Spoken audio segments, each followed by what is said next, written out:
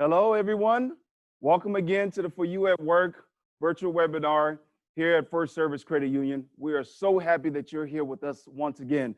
Today, we have another awesome presentation for you. We're going to be talking about something that's important to everybody, and that's home buying, home owning. Okay, so today's presentation topic is the keys to buying your next home. Okay, and this is going to be presented by our wonderful mortgage lending partner, Tammy Tapman. Tammy is great. She's the Vice President of SWBC Mortgage and VA Liaison. Tammy, welcome. Thank you. Thank you, Ernest. I'm delighted to be here. Welcome. Tell everybody about yourself, and then we'll jump right into the webinar. All right. Well, I've been teaching homebuyer classes for many, many years. I'm licensed mortgage loan originator. And I love what I do. My specialty is veterans. So if there's any veterans that are listening, very excited to be presenting today. Well, we're excited to have you. The floor is all yours. All right, thanks. So let's talk about the keys to buying your home. Thank you, Ernest, for that great introduction. I am, as Ernest said, the VA Liaison and a Vice President for SWBC, the lending partner. First thing I'd like you to do is to stop and think about what are the reasons that you want to buy a home. A lot of people want to have freedom to be able to decorate their house the way they wish to decorate it. Maybe you want to attach certain fixtures. Maybe you want to provide stability for your home by living in a certain area of town. Perhaps you want to live in a school district that meets your needs. Maybe you want to invest in your future. There's this big school of thought that one of the best ways to build wealth is to buy a home. Maybe you want to take advantage of the tax deductions that are available. If you are itemizing on your tax return, you can deduct the interest that you pay on any home that you live in as your homestead. You can also deduct the property taxes. Maybe you have solar panels on the roof and you may be able to deduct those and take advantage of energy tax credits. Perhaps you have a home-based business. Home-based business deduction is available through the tax code, but you want to be sure to check with a tax advisor when you're thinking about that, rather than you can't take a standard deduction and then also itemize. Mortgage reduction builds equity. So we're going to be talking about a $100,000 example where the first lien on the home is $50,000. So in other words, you only owe $50,000 on a house that's worth $100,000. You then have $50,000 in equity, or 50% equity in your home. So as you're making your mortgage payments, you're reducing the principal, and that helps you build equity. Renting is kind of hard because I rented for several years, and every time my lease came up, guess what happened to my rent? It went up. I didn't get a whole lot more for it. So predictability. People like to own their own home because they like to know pretty much how much they're going to be having to pay every month on housing. There's a great capital gains exclusion in the United States, and that is that if you've lived in the home for 2 of the last 5 years, when you sell the house, you do not have to pay capital gains on that sale, up to $250,000 for a single individual or $500,000 for a married couple. There's no age restrictions on that. You can do it every 24 months. You can also deduct any of the selling cost and capital improvements that you make to get that house ready for sale. So there's really not a whole lot of investments where you can say that you don't have to pay capital gains, but buying a house is one of them. Equity loans. So in the state of Texas, you can borrow up to 80% of the value of your home. So taking our house that we talked about earlier that's worth $100,000, we only owe $50,000 on the home. We can then add another $30,000 on a home equity line of credit, second lien, and we can use that money that we get for anything we want to use it for. We can go on a trip to Europe, we can send our kids to college, we can pay off debt. If you use that money for home improvements, I am told that you can deduct the interest off that home improvement loan. And a home equity line of credit is a lower interest rate than what you would pay if you got financing, say, for example, through Home Depot or through a bank, or charged on your credit card to do improvements to your home. So better interest rate. And if you use the funds to improve your home, your homestead, then you should be able to deduct that off of your taxes as well. So we know that buying a home is the largest and most important investment people make. Ernest, you want to say a little bit about that? Yeah, now, Tammy, I wanted to touch on one of the points that you had mentioned on your on the previous slide. The tax benefits of home ownership, I think, cannot be understated. I think a lot of people are familiar with a lot of entrepreneurs, a lot of people in Hollywood. They always own multiple properties. A lot of times, a lot of homes that they don't even live in. But a lot of the reason why is those tax benefits that you talked about, right? Mm-hmm. Yeah, that's a great point. I'm glad you're bringing that up. So a lot of really good reasons to buy a house, for sure. We know that it's probably the largest transaction that any individual will ever make in their lifetime.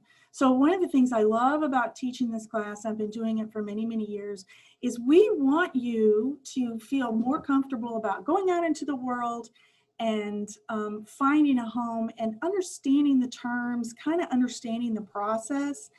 So the first thing that you really need to do to make it all easy on yourself is to arrange for your financing first. Now, FSCU has a wonderful loan officer, JP Watkins, who's a personal friend of mine. I actually even know his mother, who also works for our company. And he is a really strong loan officer, one of our top performing loan officers in our entire company, and we have 400 loan officers. So you're going to want to at least give JP a call, and here's his phone number, 210-581-1533, or you can email him questions at mortgage@fscu.com. And again, his name is JP Watkins. So he's a guy that you can trust. He's extremely knowledgeable. He's been around in the business for quite a few years. So getting your... I attest to that as well, Tammy. JP is great, everybody. All our members here, he helps them whenever they have mortgage-related questions, and our members that want to do their mortgage loans, JP is our guy. So please reach out to JP. We are going to put his information in the chat as well for those of y'all that are following the chat, and you can also get his contact information from there. And with any questions you may have, if you're considering refinancing at some point as well, or purchasing, please reach out to JP for that. Okay, thank you. I'm glad you mentioned that. Refinance, that's a good thing to mention, Ernest, because interest rates are historically lower than they've ever been in the history of the United States. So thank you for that. I had a realtor call me the other day, and she said, could you call my client? He's not moving on getting pre-qualified. He hasn't done, I've told him, I've been working with him for a few months. He has not gone and gotten qualified with the lender. Guess what happened to him? The property that he wanted to buy got purchased by someone else. His contract wasn't accepted. His offer wasn't accepted because he didn't have a pre-qual letter attached to that offer. So getting pre-qualified is not only a good thing for you to know, because you want to know if you can qualify for the house and how much you can afford, but also the real estate professionals are very, very reluctant to ever accept any type of offer that doesn't have a pre-qualification from a good lender letter attached with that. So that's what you want to do. You want to gather your information and then contact JP, go on the FSCU website, apply for a loan. And then JP, when he pre-qualifies you, is going to give you a closing cost worksheet. A closing cost worksheet is a very rough estimate of what your closing costs are going to be. So we don't know which property you're going to purchase. So, but we can give you an estimated figure of what what your closing costs are going to be. So if you ever run across a loan officer that does not want to give you a closing cost worksheet, and there are some out there, that's a red flag that they're not a very reputable person. Once we get 6 pieces of information, such as your name, your income, your social security number, so we can obtain a credit report, the address of the property that you wish to purchase, the estimated value of the property, and the loan amount you're asking for, that requires us, the lender, to give you a loan estimate. And that is a more accurate picture of what your closing costs are going to be. So under the Real Estate Settlement Procedures Act, once we get those pieces of information, which usually coincides with getting the contract, we have to give you a very accurate picture of what you'll be paying, and that is called a loan estimate. So I think, you know, as I said before, as far as is now a good time to buy, I really have never seen in my 35-year career interest rates this low. I myself am thinking about buying a house, and I'm thinking about buying a more expensive house. Why? Because the interest rate is so much lower than what I paid in the 90s. I think it was like 9% of something. So we want to take advantage of these really great interest rates because we don't know how much longer they're going to be available to us. And Tammy, to help you with that as well, we are launching a poll right now that everyone is going to be seeing as well. So if you want to go and chime in that poll, guys, we want to just know, you know, what are your feelings right now, or some of y'all potentially going to be in the market. When may you be in the market? So you'll see this poll question, and we're going to go ahead and share the results of that poll question as well. Go ahead, Tammy, you got it. That's awesome. You guys are so high tech. Hey, should I just take this off my screen? All right. Okay, so there's fixed rate loans where the interest rate stays the same for the term. There are adjustable rate loans. So your payment, your principal and interest payment will stay the same. You've got a 30-year loan on a fixed rate. The only thing that will adjust is if your taxes go up or they go down, their insurance premium goes up or down, then your payment can adjust accordingly. So on an adjustable rate mortgage, they usually have lower start rates, adjustment, annual, periodic, lifetime caps, and people will consider doing an adjustable rate mortgage, also known as an ARM, when fixed rates are high. So like in the 90s, we did tons and tons of adjustable rate mortgages. Maybe you're not going to live in the house very long, so you just want to make sure you have a short payment or a small payment or smaller payment. So JP can talk to you about whether an adjustable rate mortgage or a fixed rate mortgage would be something that you would be interested in.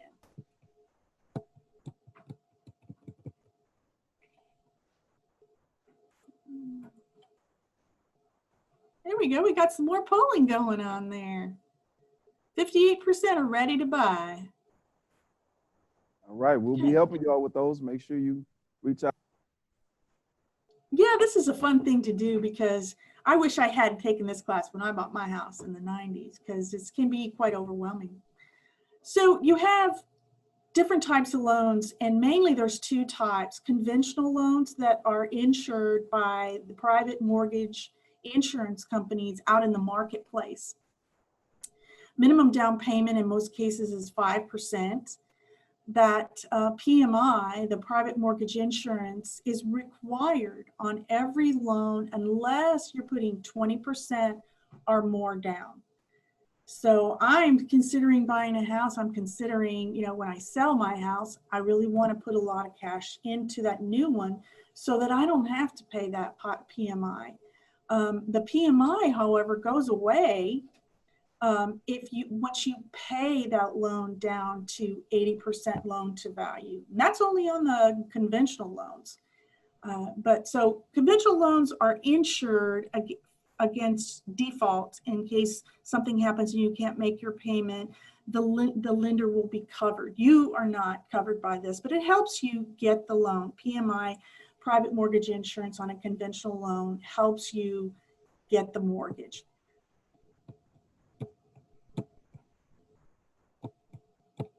I'm having problems advancing the slide for some reason. There we go.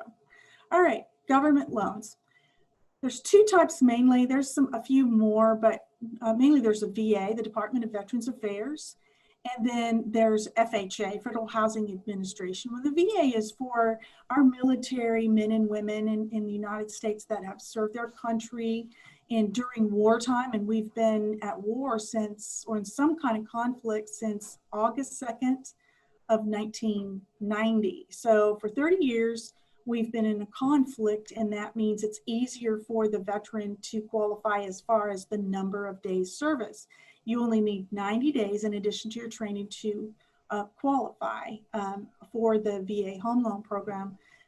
You can be active duty, and of course you cannot have a dishonorable discharge, but there's a funding fee that's charged, and it's a one-time fee instead of a reoccurring fee that the conventional PMI insurance is. So it's a one-time fee, and it's waived for any veteran who has any kind of service-connected disability.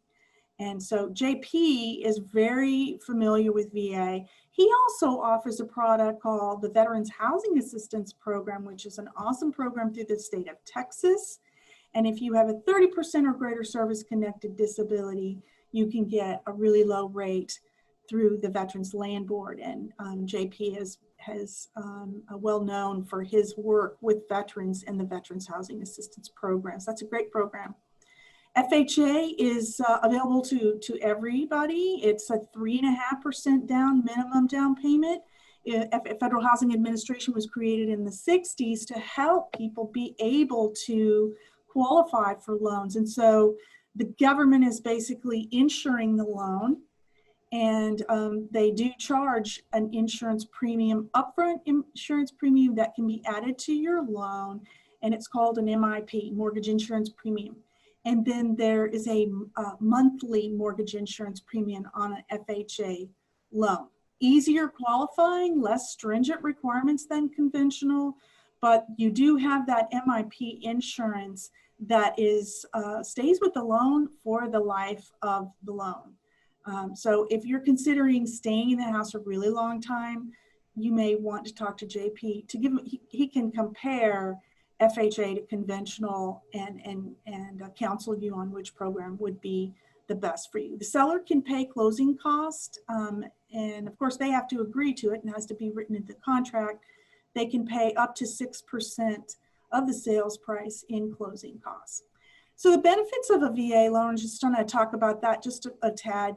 Don't have to put a down payment with the VA.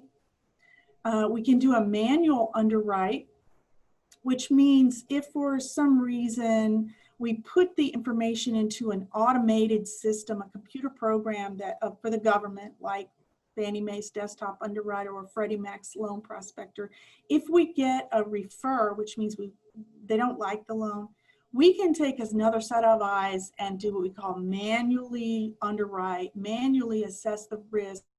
JP really believes in the customer. He can take another look at it and send it up the chain to the underwriting manager. There's only certain things that you can charge a veteran. There's lower fees, minimal closing costs with the VA loan. The thing I love best about the VA, as a daughter of a Vietnam veteran, is that you get a better interest rate with a VA loan because it is guaranteed by the Department of Veterans Affairs. So it's less risk for the investor, so it's a better interest rate. Defaulter pending foreclosure assistance. If you should lose your job, if you should have any kind of a situation where you need help, maybe you just need a one month modification. They have a special servicing unit at the Regional Loan Center in Houston that can help the veteran. And not every program is like that. If you're just at the mercy of the servicer, that can be a little tricky. Sometimes the servicers don't really do their job that well, so the VA can intercede on behalf of the veteran. Wonderful. Now, Tammy, I wanted to also ask, I know you may have mentioned this earlier, and I learned this the hard way back in the day when I was in the market. Now, is it okay for me to, once I start an application with JP and he started the process, is it okay for me to go buy a car or go open up a credit card? Oh, that's a really good question. No, it's not. We suggest you do, Ernest, is, you know, once you get your pre-qual letter, please don't change anything. We had one gentleman that wanted to buy a car for his wife. So what he wanted to know, should I pay cash or should I get a loan? Well, in this setting, I can't answer that question, but you would always go back to your loan officer if something happens and say, JP, I need to buy a new car. Do I still qualify? So that's an excellent point. Once you get approved, please don't go out and charge up a bunch of furniture or open a new credit card. Thank you. All right, so you do need money. I mean, the days of where you could buy a house for $1 down, those are kind of few and far between, and unless you're buying from a relative. So it's very important for us to tell you as mortgage professionals what you need, how much it's going to cost. So on a conventional loan, your down payment is going to be 5%. So using our $100,000 example, then 5% of that is $5,000. So we'd be lending you $95,000. You divide the loan amount into the sales price of $100,000, that gives you a 95% loan to value ratio. So if you were putting $10,000, 10% down, your loan to value ratio would be 90%. So I kind of want you to know what loan to value ratio means so that you can have that terminology to impress your loan officer, but also to say, well, JP, what if my loan to value ratio was lower? Would you give me a better rate, or how would that work? These are some terms that I've seen that over the course of years of doing this class that many of our home buyers really don't know what a title company is. Title company is a company that specializes in examining the chain of real estate titles, and they issue insurance, title insurance, to the lender and to the borrower if you wish to purchase it. Your loan will be closed at a title company, and that title company will be researching the chain of title to see if there's any defects, if there's any long lost relatives that could jump up, if there's been any fraud. For example, how do we know that the seller is really who they are? So if they get it wrong and they miss something, for example, let's say the seller had some work done on their house and they didn't pay the contractor, and there's still a mechanics lien contract filed on the property, and the title company misses that, then we have an insurance policy and they would have to make that good. So we're always required to get what we call a mortgagee's lender's policy.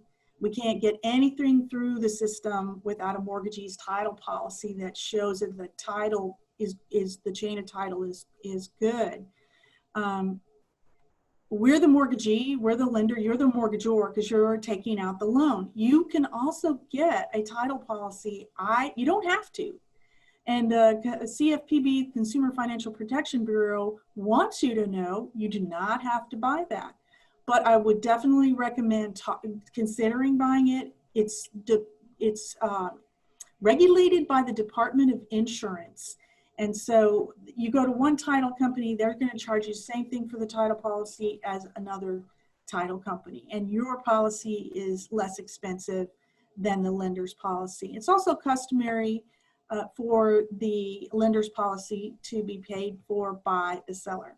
Typical loan closing costs, admin fees, lender fees such as processing, underwriting, third-party fees, mortgagee's title policy, the appraisal, credit report, tax service fee, flood zone certification, attorney's fees, survey fees. So third-party fees, items that are performed by a third party. So escrowing for taxes and insurance, private mortgage insurance premium escrow, the mortgage insurance premium if it's an FHA loan, and then prepaid interest, prepaid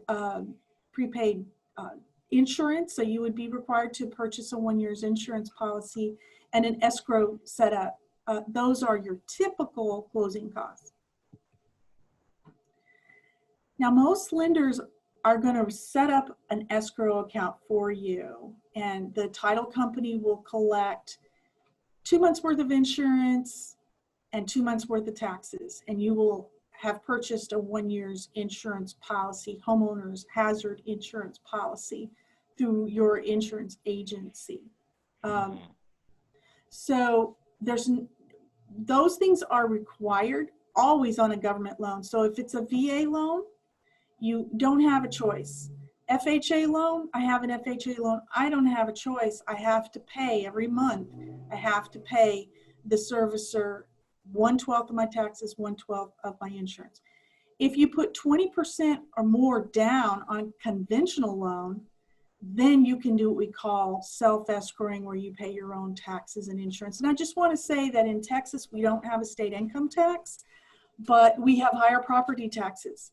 So you will want to check with the real estate professional, your realtor, your agent, to find out what are the property taxes in this area. You never ever want to sign a contract unless you know what the taxes are, and they should readily be able to give that to you. Escrow accounts, so they're collecting a cushion at closing, and they're allowed to collect 3 months cushion. Our company collects 2. And then every month, the payment is going to include 1/12 of your taxes, 1/12 of your insurance, the PMI or the MIP insurance if required. And then every year, the mortgage company is going to send you an escrow analysis, and it'll tell you when your loan was, when your taxes were paid, when your insurance was paid, and also what your new payment is. So 1 year my insurance premium went up, my payment went up $5 a month. So if they have a shortage in your escrow account, if your taxes went way up, and we're seeing this too.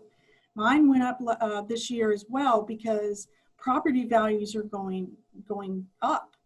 So my tax rate stayed the same, but my property value went up. So it went up quite a bit. They didn't come to me and say, you know, Tammy, you're short on your escrow account. What they do is they just increase your payment to cover that shortage so that they'll have enough money when those bills are due. And the bills are sent directly to the lender, the servicer, for payment. Yes, I want to receive some buffs here. And so escrow your escrow amounts can increase or decrease depending on what your insurance and your taxes are doing. Let's talk a little bit about some lingo, some points and rates. Your rates are determined by the yield that the investors expect to make for their similar investments, and then the return that they expect to make on their money. And they receive that in the form of discount points and the interest rate that you pay. 1 point is 1% of the loan amount. So it could be paid by the buyer or the seller. You never ever want to pay points unless you are buying down the interest rate. Unfortunately, I have seen some home buyers that got ripped off by some unscrupulous lenders that talked them into paying points for a market rate loan. So sometimes if the veteran or the home buyer needs a little bit of money towards their closing costs, we can do what we call premium pricing. And in this example, you'll see that, of course, we're using our $100,000 loan amount as we've been talking about. These rates are absolutely not market. It's just for illustrative purposes. But we could charge you a little higher interest rate on this example, 6.5%. We give you 1.1% of 100,000 will be $1,000 credit towards your closing costs. A little lower interest rate, 6.375, 0.5% will be $500 towards your closing costs. 6.25 is par rate. You receive no credit for that rate. You're not paying for that rate, and you're not getting a credit. So I do want you to understand what par means. Par is you're not paying for that rate, and you're also not getting a credit. When you're negotiating rates, it's a good idea to say, JP, what's your par rate? He's going to tell you that anyway, but that'll just impress him quite a bit, I'm sure. Then you can pay points if you want to get a lower interest rate. So in this example, you pay a point, $1,000, to get the interest rate lowered to 6%. Now, what you want to know is this a good decision for me? And you want to have JP or your loan officer explain it to you. So you see for the par rate, 6 1/4, your principal and interest payment would be $621. If your 6% rate would be $605, and that's just your monthly principal and interest payment without your taxes and insurance added in there. So we take the difference between the 621 and the 605, the par rate against the discounted rate, and we're saving only $16 a month. So we take that $1,000 you paid for that lower rate, we divide that by the monthly savings of $16. That tells us that it's going to take you 62.5 months to recoup the investment. So you're going to have a 5-year term to get that $1,000 back. Is that a good idea? No, it's probably not. So these are the kinds of things when you talk about paying points, you want to make sure that the loan officer explains exactly how much you'll save and you have a good recommendation. Your monthly payment's going to include your principal, interest, taxes, insurance, PMI or MIP if that is required. Once you get to 80% loan to value ratio, you've paid that loan down 20% on a conventional loan. As long as you've been making your payments, as long as the appraised value is still there, you can ask the lender to take that PMI premium off. Once the loan to value ratio is 78%, they don't have a choice. So the government makes private industry take it off on the conventional loans, but on the government loans, they keep it for the life of the loan on an FHA loan. You can't get it waived. When we're underwriting your loan, when we're assessing your risk, underwriter's really going to be looking at four areas: the credit, how you pay your bills, the assets that you have to close, the income, the amount and stability of it, and the property itself. What condition is the property in? So if your property doesn't appraise out, the other thing I want to say about that is, that may not be a bad thing for you. If the property doesn't appraise out, that means that there weren't sales in the area of like-type properties to support the sales price. So that could be an opportunity for your realtor to go back to the listing agent, the seller's agent, and ask for a reduction in the sales price. So if you do have credit issues, and I feel very strongly about this, don't give up. It's your right as an American to own a home. No one is allowed to put a hurdle in front of you. 70% of the American public has some type of issue, whether they have too much credit or they have had a divorce or something's happened. If you wish to see your credit report, you can go to annualcreditreport.com for free and look at your credit report. The scores are not free, but I would also say to you that JP uses a different repository than the ones that you could link to off of the annualcreditreport.com website. So he's going to give you your credit scores. You go into the website and you apply online. JP is going to email you those credit scores so that you can see what he's looking at. So checking your own credit won't harm your credit score at all. Now, your FICO score is comprised of these 5 elements. First off is the payment history. How do you make your payments? If you're trying to improve your score, pay more than your minimum and pay ahead of time. 30% is the amount that you owe. So the credit scoring FICO model does not like to see that you've taken a line of credit and charged it up to the max.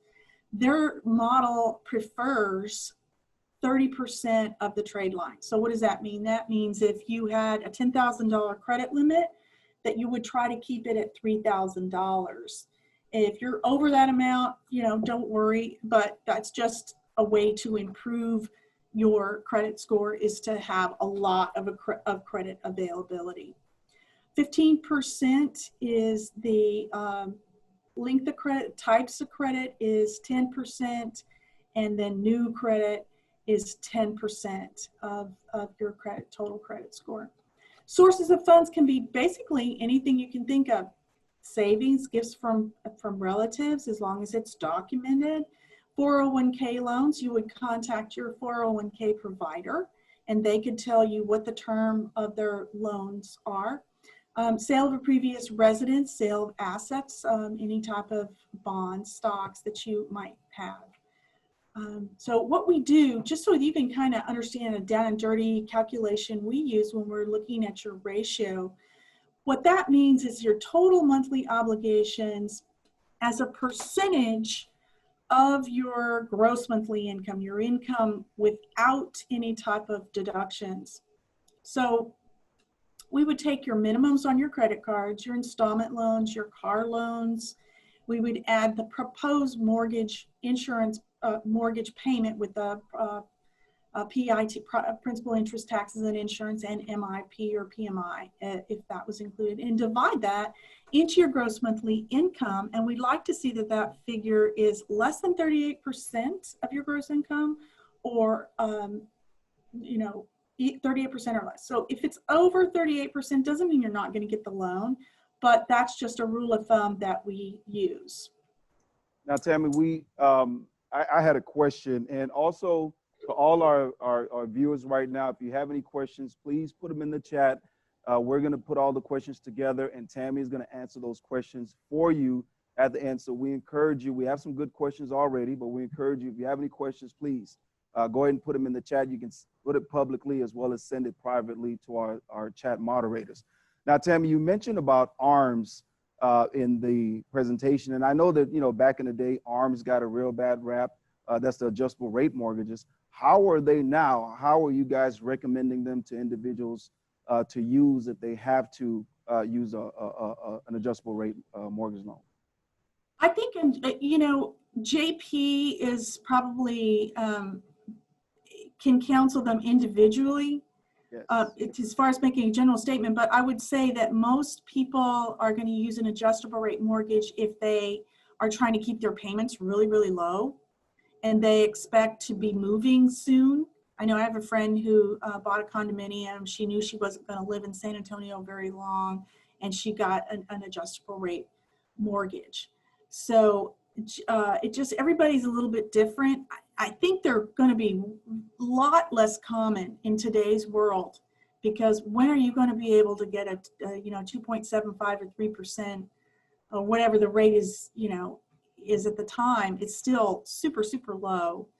So fixed rates are probably going to be a little bit more advantageous in today's world.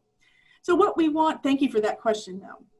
We want you to kind of stop and assess your needs and talk to your significant other or whoever you're buying the house with, or just, stop and think, what type of house do I want? Do I want a 3-car garage? Want an island in the kitchen? Kind of think about what it is you're wanting to do. And of course, the internet really has helped us so much. Instead of driving around like I did in the 90s, so you can go online, any house that's listed for sale under the multiple listing service. In other words, it's listed with a realtor, and most houses are listed with realtors because they sell for more money and they sell quicker. So I'm getting ready to list my house, and a friend of mine said, why don't you go ahead and just do it yourself? And I'm like, no, I'm going to list it with a realtor. So you can go online and see the pictures of that property. They'll usually have a tour, a virtual tour. Maybe they might even have aerial shots. A lot of rural properties, bigger ranches, they will have aerial video that will show you what the house looks like from the air. So that minimizes your house hunting time. You can kind of weed them out that way. I think this is one of the most important slides in the presentation. You want to drive the neighborhood during peak traffic times. So go to the house you're thinking about buying in the morning before you go to work. Drive to your job, see what that's going to be like. When you get off work, drive to the house. See if you can live with that commute. Check for flooding. I would never ever buy a property without knowing up front whether it's in a flood hazard area. So if you're located in a 100-year floodplain as determined by FEMA, Federal Emergency Management Agency, if you're in a 100-year floodplain, you must have flood insurance, and that can be expensive. So how can you find out whether the property is in a flood hazard area? You can ask your realtor, and they should be able to give you documentation. You can also talk to your insurance agent and give them the address of the property, and they can immediately tell you whether or not it's located in a flood hazard area. Now, the benefits of using a realtor, they are representing you. If you don't have someone representing you, if you don't have an agreement with them, a buyer's agreement, they're not really legally representing you. So you want to ask for representation. You want to maybe interview more than one real estate professional. I happen to know a lot of realtors, and so I've kind of chosen the one that I like very much the best. But you're not locked in to using someone that you don't like. So interview some realtors, ask your friends for names of realtors. You could even ask JP, and JP will give you some names of some realtors that he has worked with, and then let them do their job. Ask them for the information, what is this neighborhood like? What's the potential for growth? What is the supply and demand in this area? Tell me about the market in this area. I need to know. And then stop and think. What do I want? Do I want to buy a new home? Do I want to buy a condo? Do I want to buy a townhome, an existing house, or a foreclosure? Maybe you're handy and you want to buy a fixer-upper. So benefits also of using a realtor is that they're going to be giving you comparable sales, and those are what we call comps that are downloaded from the multiple listing service that they belong to, and it shows you what homes have sold for in the neighborhood where you're wanting to buy a house. And so the realtor can give comps to you very, very easily. I would never ever sign a contract or make an offer on a house without the realtor proving to me via comps how much those houses have sold for. Now, people can say tax value. Well, tax value doesn't necessarily mean that that's what houses are selling for in the area. So we want to know what homes are selling for. What is the competition? What are they listed for? That's a good way to find out. And the realtor should be doing all of this for you. And then, of course, contracts that are pending. And they can give you a really great market analysis on the property. So your agent, your real estate agent, is going to negotiate the price, who pays for what, the timing of the option period, repairs, what stays, what goes.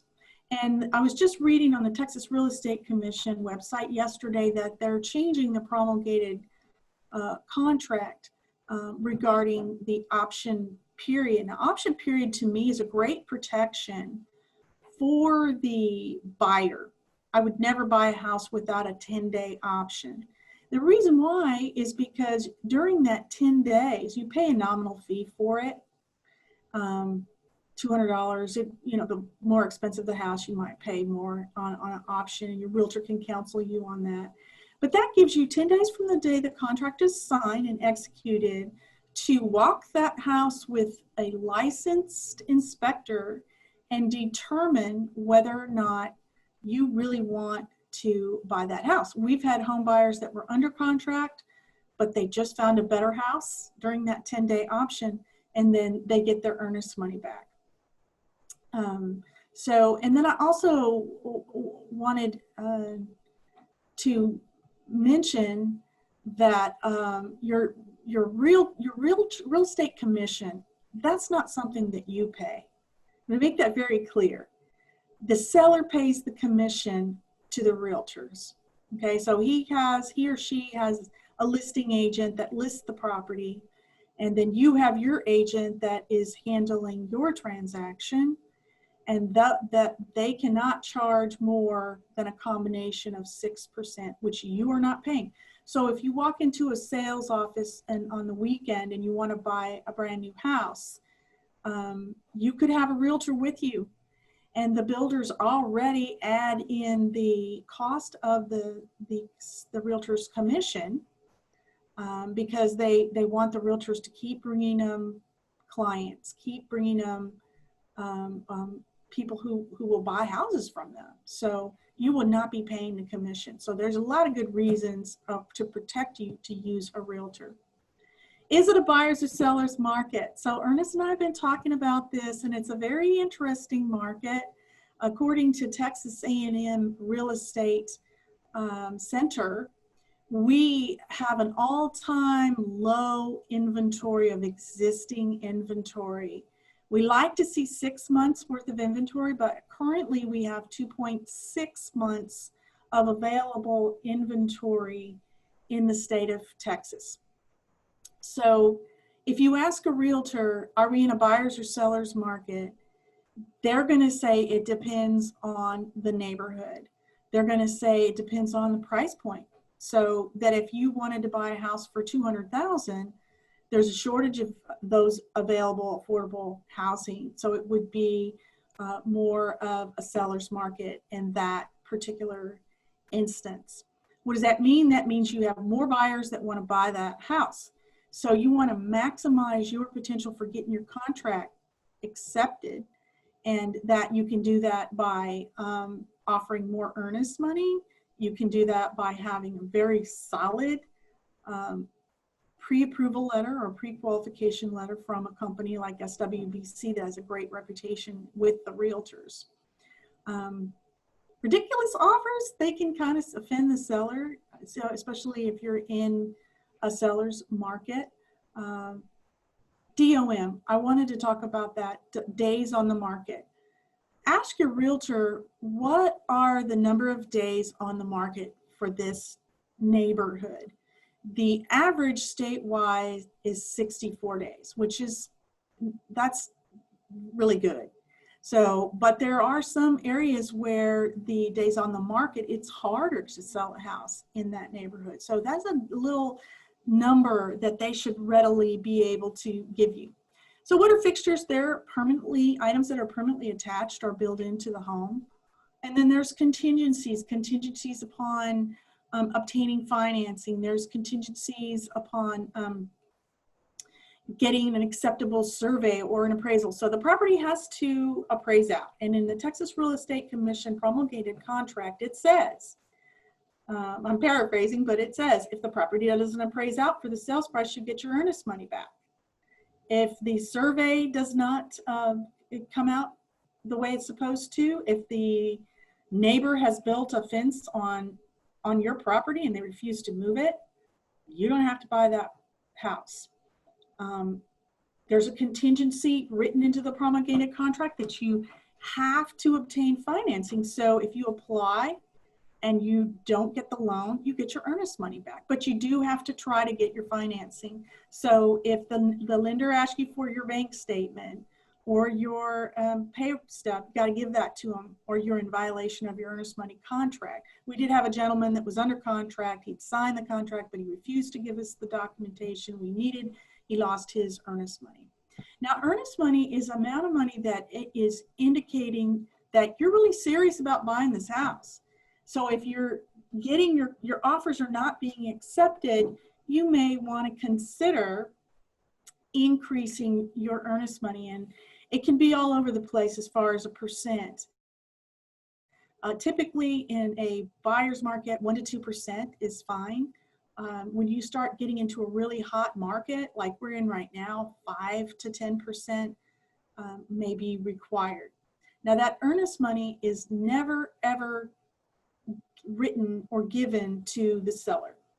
The earnest money is held in escrow to a title company. Even if you're buying a for sale by owner, you don't want to give the earnest money to the owner. We had a gentleman that he was kind of innocent and he was talked into giving the earnest money to the seller. This deal fell through. The earnest money, the guy kept the earnest money when he shouldn't have. It was $2,500 earnest money. How much does it cost to sue someone for $2,500? Probably about $2,500. So be really careful about that. You can give your check for earnest money to your agent.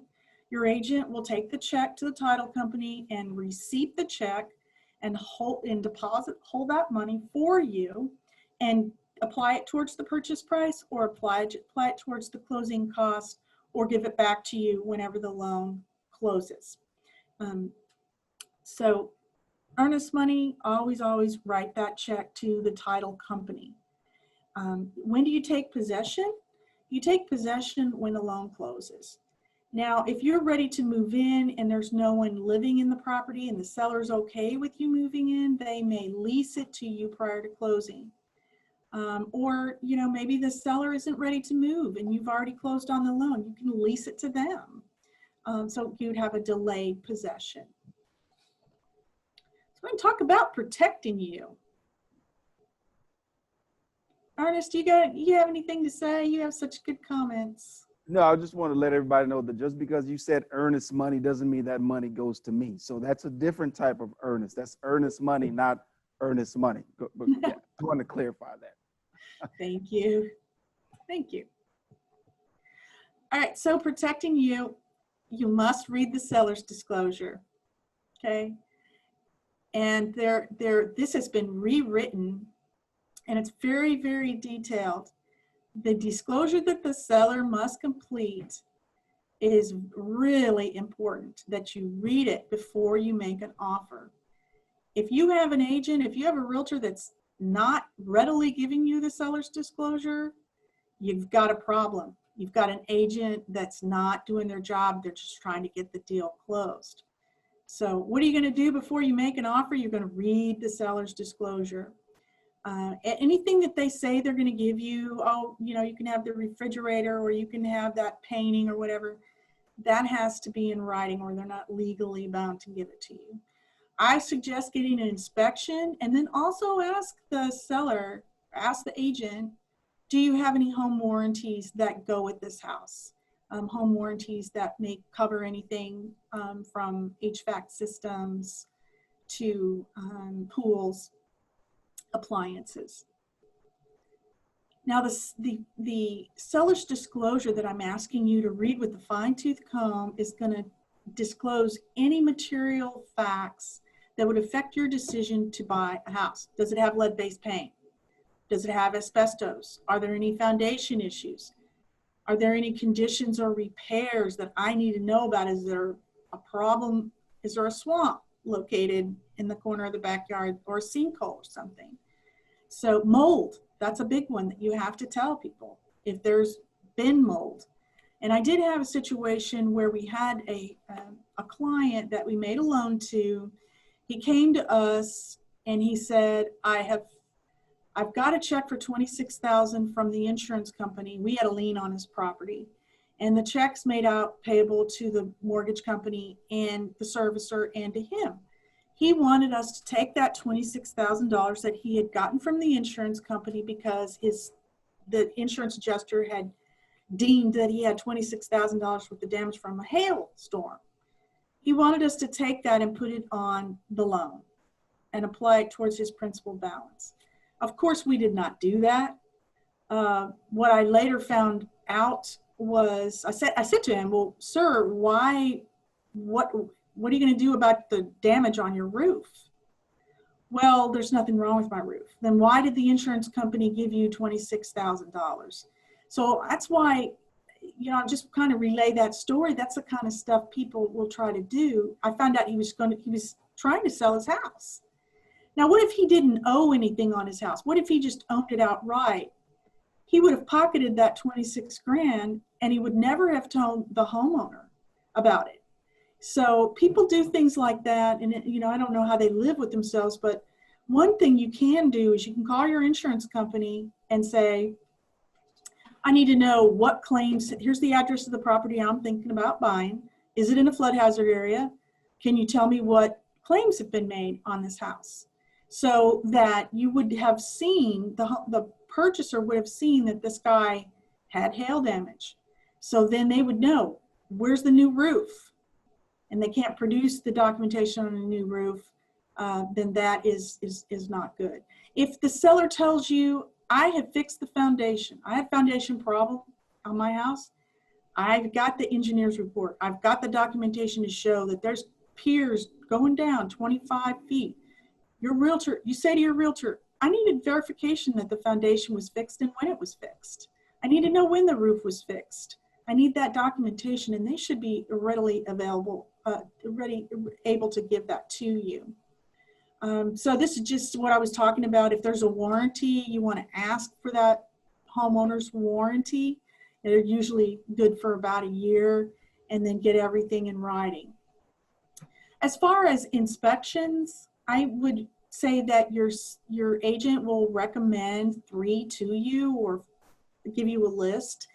You do not have to use them. You can use any licensed inspector. Well, you can use any inspector you want, but you want to use someone who is licensed. You can check on with the Better Business Bureau, the American Society of Home Inspectors. You can make sure that they're licensed and ask exactly what they're going to inspect.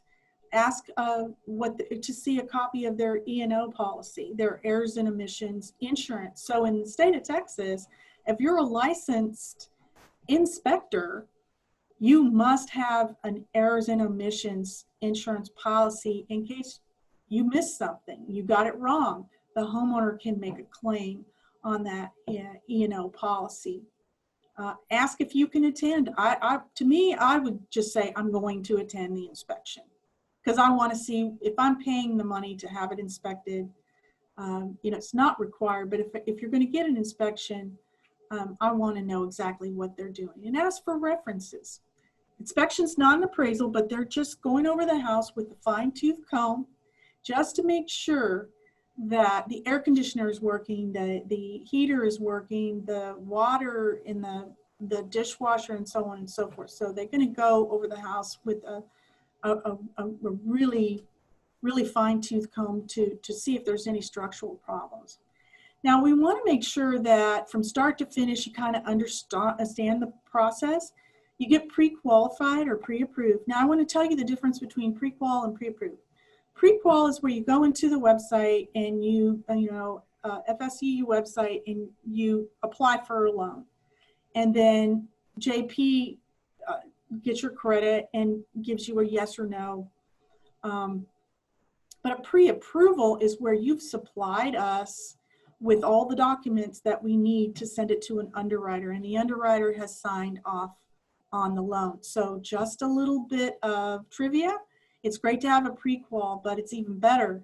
Realtors like pre-approvals even better, because that means the underwriter has signed off.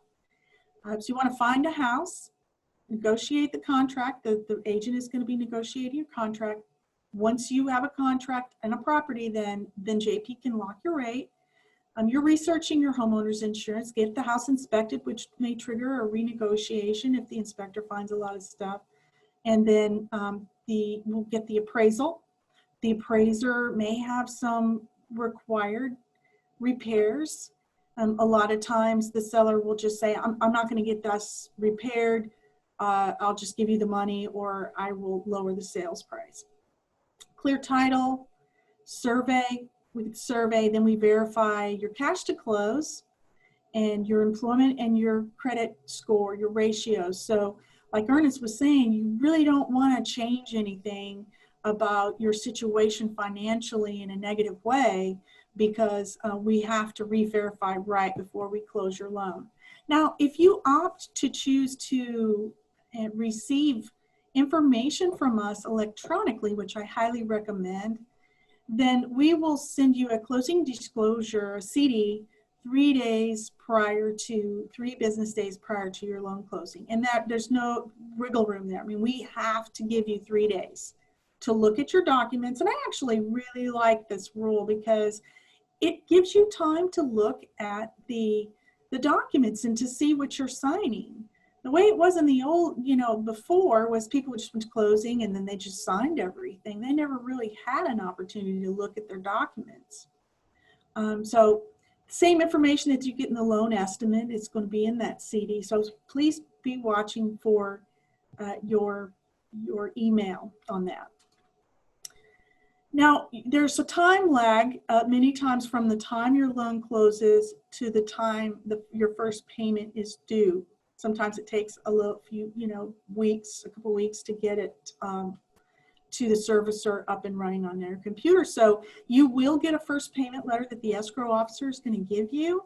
It'll tell you when to make your payment, where to make your payment, and when it is due. If you don't have a payment booklet by the second payment due date, then call JP and he can research what has happened. Thank you so much for tuning in. If you're still here with us, oh my gosh, you should give yourself a round of applause, a pat on the back, a hug, whatever. We just want to thank you so much for tuning in and staying past the 1 hour mark that we normally like to stay for. So tomorrow you are going to be getting an email from me. Once again, thank you for tuning in, but also selecting our winners. As you all know, we do give a $100 gift just for tuning into the webinar.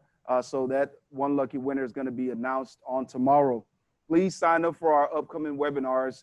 And thank you so much. If you're currently not a member of First Service Credit Union, we would like to encourage you to join. We're going to put that information in the chat as well.